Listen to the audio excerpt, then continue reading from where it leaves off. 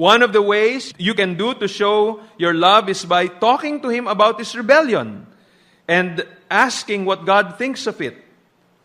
Wag mo isipin na porket tumanggap na siya sa Panginoon nung siya'y bata pa, may assurance na siya ng salvation. Exhort him to see if he is in the faith. Tell him that your love for him is that much that you're willing to be honest with him and tell him, anak, alam mo, pagka magpapatuloy ka sa ganyan, you are headed to hell. Let him know that Jesus died on the cross to forgive all rebellion and sin. He can be forgiven, cleansed, and begin a new life if he lives in obedience to Jesus Christ. If your child doesn't respond to your urgings, you should not continually preach or nag. Rather, you need to pray for him and trust the Lord to bring him to repentance in his time. Remember that the goal is for the child to genuinely respond to the Holy Spirit, not merely to please the parents. I remember yung aking parents noon, nung naging masyadong matigas yung aking puso towards them because I was into transcendental meditation. They became Christians at that time. As I mentioned to you before, my parents tried to do everything to bring me to the Lord. Naglagay sila ng tract everywhere. Sa CR, may tract. Sa kwarto ko, may tract. Doon sa aparador, may tract. Kahit saan ko buksan ko, saan ako umiikot, parang nandun lahat ng verses, open Bibles, etc. But the effect of that was, lalong tumitigas yung aking puso. And I believe that the Lord started to move in my life when they began to release me to the Lord and said, Lord, wala na talaga kaming magagawa sa aming anak. We just entrust him to you. And they prayed and they fasted for me. And they just continued to love me. Pero hindi yun sa pamamagitan ng forcing me to believe what they believe. They just released me to the Lord. And it was there that God started to move in my life. Kaya love your child.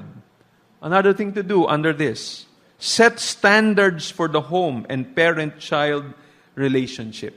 Sabi ng Ephesians 6:1, children, obey your parents in the Lord, for this is right.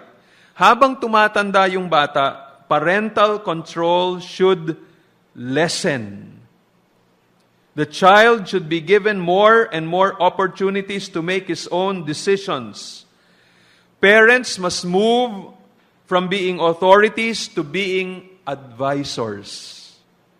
There should be room for a child to learn to make good choices within the framework provided by their parents. Kung yung choices na yon kumukontra dun sa pananampalataya ng mga magulang, maaring merong authority na naman na ibalik sa kanyang buhay. They may have to make decisions for their child until he has demonstrated that he is trustworthy and has matured. Ang problema, madalas ay yung mga rebelde na mga anak, they always say that their parents are narrow-minded. Kaya nga kinakailangan na yung parents, kung merong rule na gagawin sa bahay, it must be very biblical. Parents should avoid making big issues over such things as clothing or hairstyle. Maaring totoo, maaring expression ito ng maling puso, pero kung minsan walang koneksyon dun sa nilalaman ng kanilang puso, kundi ganun lang, gusto nilang hairstyle yon, hindi mo lang type yung kanilang hairstyle. Parents should focus instead on the root of the problem by drawing their battle lines at sin. Do not set standards of conduct or appearance simply because you don't want to be embarrassed.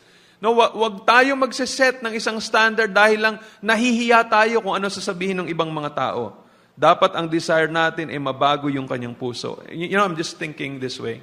I remember, yung sa palabas na Truth Project na pinapakita ko dun sa mga bata. Merong ibang college students doon dahil sa Amerika ginawa, nakasuot ng hikaw. Now, kung dito yon nangyari sa Pilipinas na yung anak mo nakasuot ng hikaw, rebelde pa, ay talagang malaking issue talaga yan. Kung pwede mong hilain yung hikaw na yun doon sa kanyang, yung earring niya, no? Hilain mo kahit masugat pa yung tenga niya, gagawin ng iba sa inis. Bakit ka nakahikaw? Babae ka ba? Ganyan, ganyan. Pero sa ibang bansa, walang problema doon. Tulad nung, it's a very, very godly environments where it's in a college class and they were teaching biblical worldview. And there was no problem to the professor na nakasuot na gano'n. Now, of course, this is not for me to encourage you na baka next Sunday, mga lalaki natin, nakahikaw na, no? Oh, please, i-contextualize natin. I'm just saying this, sinasabi ko lang yon to tell parents na maaring yung anak ninyo may hikaw. Tapos yun ang ginagawa niyong napakalaking issue. Napakalaking issue yung hikaw na yon. Hindi, ang mas importante issue, yung laman ng kanyang puso. Isipin niyo to. Paano kung nakahikaw nga siya, pero matulungin naman siya sa bahay? Naglilinis siya lagi ng mga baso, ng mga pinggan, nagmamap ng bahay, naglilinis ng kotse. No, inaayos niya lahat na asikaso. Tumutulong sa'yo, pero may hikaw siya. Are you going to make a big issue doon sa hikaw na matulungin siya? Mahal niya yung kanyang mga kapatid, willing siya mag-sacrifice para sa'yo at para sa iba? The point is, kailangan tingnan natin dapat alamin natin, ano ba ang lalabanan ko dito? Asan ba gera rito? Yung gera, yung rebellion ng kanyang puso. Hindi yung nakasuot siya ng pantalon na punit. Kasi iba, ako nun, issue sa akin yun bakit punit? Of course, again, ang pinag-uusapan natin, nagre-rebelde na yung anak mo Tapos yung pa yung gagawin mo issue, tuwing makita mo siya, bakit ka nakaganyan? Bakit hindi ka makakalabas ng bahay na to na ganyan suot mo, Ay, lalo nang nagmatigas yung puso nung anak. Pero kung nakikita mong merong ginagawa ang Diyos sa kanyang puso, focus on the heart. Catch your son doing right rather than catching him doing wrong. Now, I believe na pag ang isang bata ay tunay na mananampalataya, pati yung hikaw, later on, pag sinasabi niyang, na-offend yung ibang mga tao dito sa hikaw ko, mahal ko sila, ayoko maging malaking issue to, tatanggalin niya. Pero you cannot expect a rebellious child to think that way immediately. So it would be good na learn to find out kung ano ba, gagawin na bang issue kagad yung buhok niya, parang Mount Apo o Mount Mayon. Huwag mo muna gawing issue yun. May mas importanteng issue pa na dapat i-address, issue of the heart, rather than the external things. But set a standard in the home. May standard ka doon sa bahay. Anak, hindi pwede ang ganito. Hindi pwede kang magdala rito ng drugs. Hindi pwedeng naninigarilyo dito. Hindi pwede ang mga laro na yan, na Dungeons and Dragons, o yung mga, kasi occultic yan, anak. So, merong mga standard. Hindi pwede ganito, eto dapat ang uwi mo, anak. Ngayon, of course, may mga issue na mapagkakatiwalaan mo siya na uuwi ng ganito. Kunyari, talaga namang meron silang project dun sa school, then do so. And be careful pagka merong mga standards na ginagawa, na ulitin natin na ito ay pwede mong mailagay sa standard ng Biblia. Don't just hold on to standards that are based on fads. Again, kung ano lang yung uso. O kung yung hindi mo type, be careful that it's not just your preference or it's not your preference, kaya mo ginagawa yun. Make sure that it is really contradicting what Scripture says. Like, for example, you will not allow your son or your daughter to answer in a way na bastos. Pero pag pabalibag o bastos yung sagot niya sa iyo, kunyari, pag kinakausap ka niya, you don't say, "How dare you speak to me in that way?" No, you say in firm yet gentle words, "You may not speak to me with those words and in that manner." Anak, huwag kang magsasalita sa akin ng ganyan. Hindi yan tama. Hindi kita sinisigawan, huwag mo akong sisigawan, anak. Pero hindi yung sumigaw siya, makikipagsigawan ka rin. Tapos mumurahin mo pa siya. Di pareho na kayo. Okay. Number 3, discipline the child for disobedience. Hebrews chapter 12, verse 6, "For the Lord disciplines the one He loves, He chastises every son whom He receives." Dapat yung bata of any age who is living at home must know there are consequences to disobedience. If the parents neglect the responsibility to discipline him, then God will discipline the rebel himself. God's discipline, of course, must be much more severe than the parents. God will use the established authorities to discipline the rebellious child. If the child ignores the authority of the parents, the church, or the state, then eventually God Himself will discipline him. Pero ang pagdisiplina natin dapat may purpose. Consequences should affect young people in a way that shows them that there are natural consequences to their behavior. Kailangan yung parusa o yung disiplina tatapat sa kanilang nagawang kasalanan. Kung hindi sila responsable sa paggamit ng kotse, tanggalin ang privileges ng paggamit ng kotse. Kung sila ay hindi dumating on time, maaring mas agahan ng curfew. Kung hindi magandang effect ng telebisyon o ng pinakikinggan nilang music, then pwedeng yung panunood nila o pakikinig nila, imo-monitor mo. If she is tempted by being with certain people at certain times, her activities with those friends can be restricted. If his actions have caused monetary consequences, kailangan responsible siya to make restitution.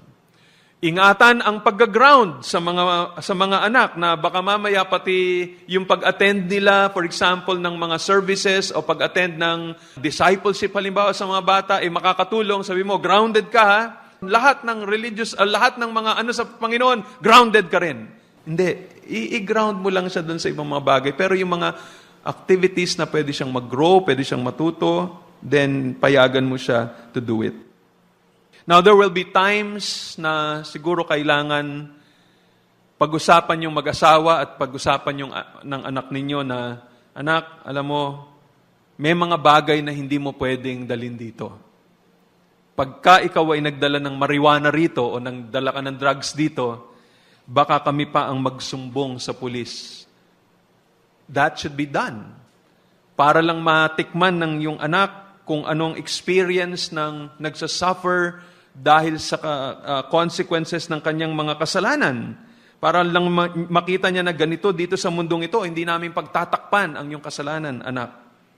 So, sometimes we have to do it that way. If you have to confront your child, do not administer your confrontation in anger, but do it with firmness and with love. Express to them yung grief na nadadala sa iyong puso, but you have to tell them honestly, and if they repent of their sin, be ready to forgive. At times, you will have to be gracious with your child and you will have to determine. May mga panahon na hindi laging pag may ginawa, ang consequence bigla na lang. May mga time na naalala ko sa anak ko, I told him, anak, pagka ganito ang kasalanan mo, papaluin kita. But I remember there was a time when he committed that sin and I talked to him. Sabi ko, anak, bakit mo ginawa yon? And he explained to me. And he was definitely wrong. He admitted it. He knew he was wrong. He knew he deserved na paluin ko siya. But while I was talking to him, nakita ko sa kanyang mga muka na parang nandun yung, parang natuto na siya. Alam na niya na mali talaga yun and he was repentant. So I told him, okay anak, hindi kita papaluin ngayon. Pero sana learn your lesson. And it appears that he did. Naging magandang effect na sa kanya. Hindi ko siya pinalo at that particular point. Pero ang sinasabi ko is, wag naman yung bang lagi na lang. 10 beses na niya ginawa yon, sabihin mo na naman, anak hindi na lang kita papaluin ngayon dahil ganito, ganyan. O baka mamaya umabuso naman. Dapat paluin na talaga siya. Pero may mga panahon na maaring sasabihin mo, anak, I will be gracious to you today. But because nakikita ko sa iyong puso, mukhang may repentance ka naman. Pero anak, remember, this is serious sin. A time may come when the parents have to put their son or daughter out of the home. May panahon na ganun. Because he or she is not submitting to their authority and is living in total rebellion. This is especially true if there are other younger children who may be harmed or influenced for evil. Naisip ko kung yung anak mo siguro 20 plus na, you may have to tell him that he will have to find another place to live and will have to support himself. You can tell him that you will no longer be able to support him in his particular lifestyle. In that case, the choice is clear-cut, the way of rebellion or the way of submission. Parang sabihin mo, anak, kung gusto mong magstay dito sa bahay, you have to submit. Kasi kung pipilitin mo yung sarili mong gusto, nahahawa na yung mga anak mo, kakaproblema na yung mga tao dito, hindi ko papayagan yan because mahal ko rin yung ibang mga kapatid mo. And Kung yan talaga ang gusto mong buhay, then, at ayaw mong magpa-disiplina at magpa-control sa amin, you just have to find your own place. Hindi pwedeng papayagan mo lang yung anak mo na nandun influencing the rest of your children and destroying all of them. If the child chooses to leave, the warning should be given from God's Word. The way of the treacherous or transgressor is hard. Sabi ng Proverbs 13 verse 15. It won't be easy. If he is God's child, he will receive discipline.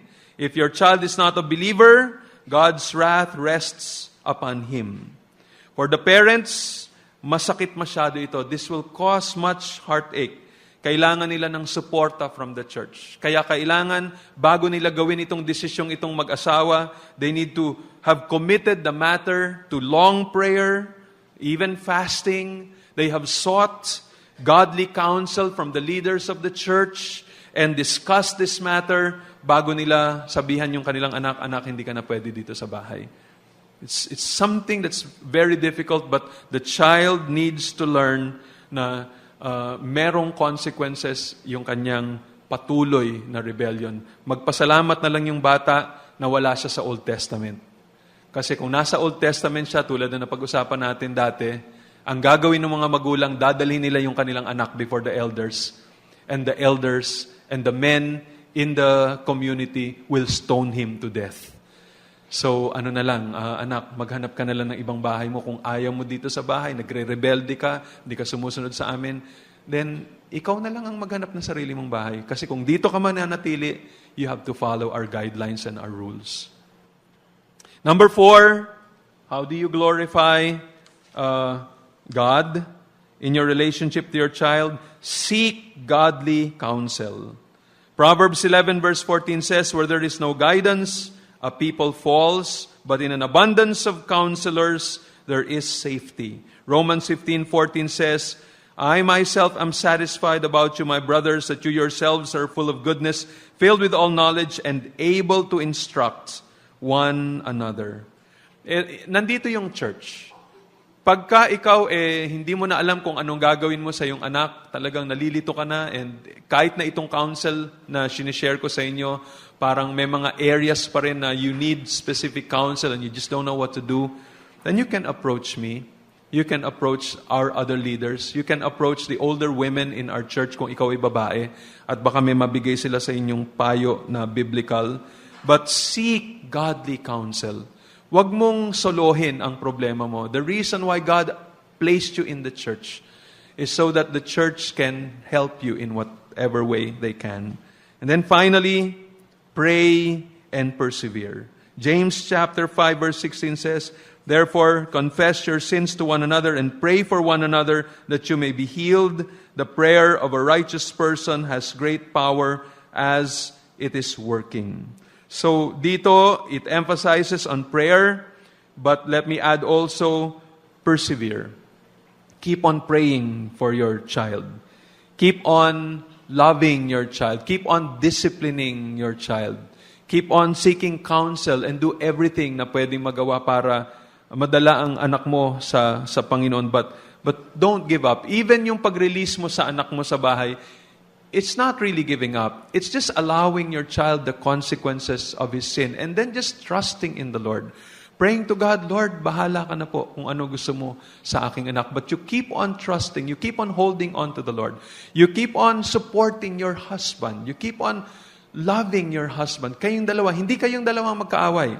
Ang problema niyo yung inyong anak, hindi yung partner mo. And keep on supporting one another because that's what God wants. But do what God says na dapat gawin para sa isang anak na rebelde.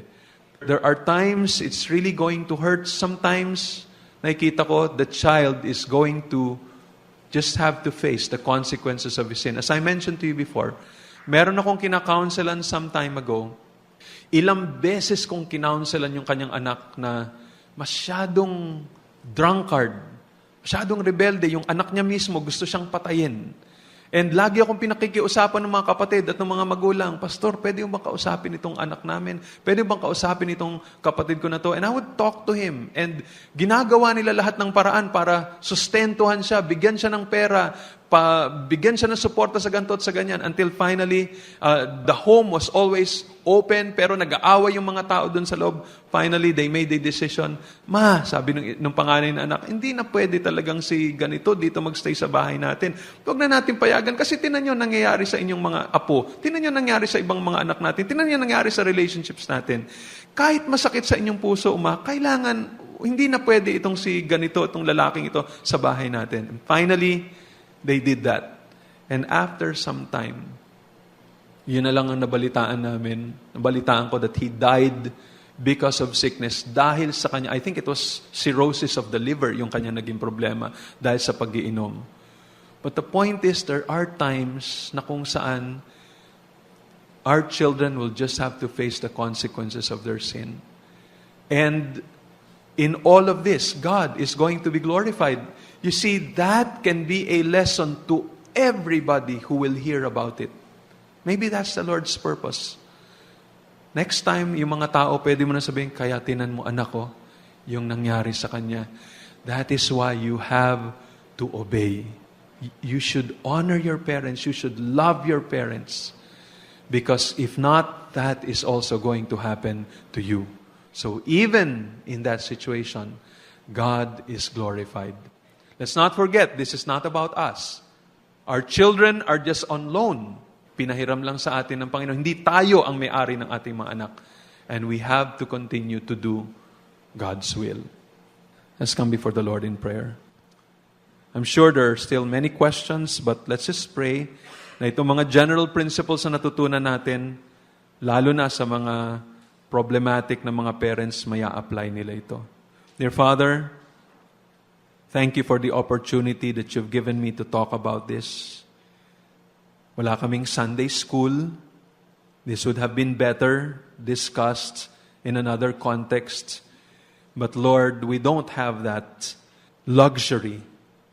And Lord, I feel as a pastor of this church with the burdens and concerns that I have heard from many of our parents here, I have to address this from this pulpit at a setting such as the Sunday service. And I just pray, Father, na makatulong po ito sa inyong mga anak. Gabayan niyo po kami, samahan niyo po kami. At para po sa mga iba na maaaring sabihin lang wala silang anak, there are principles that I've talked about that can still relate to them. I pray that they will be discerning and be able to apply these principles as well. Maaaring may mga relationship problems sila with their in-laws, spouses, or others in their home or in their office. Tulungan niyo, Lord, na ma-apply po nila itong principles na ito sa kanilang mga buhay. Salamat po, Panginoon. Once more, Lord, remind us that apart from Jesus Christ, we can do nothing. For all of those who have not yet put their trust in Christ, we pray, sana po ay ngayon they will receive Jesus into their hearts as Lord and Savior. Especially yung mga rebellious na mga anak, may today be their day of salvation. And for parents who really need to repent of their sin, maybe the reason their children are rebellious is because they haven't received Christ also. Please help them, Lord, to receive Jesus. Thank you, Father. All of this, O God, we pray. In Jesus' name, amen.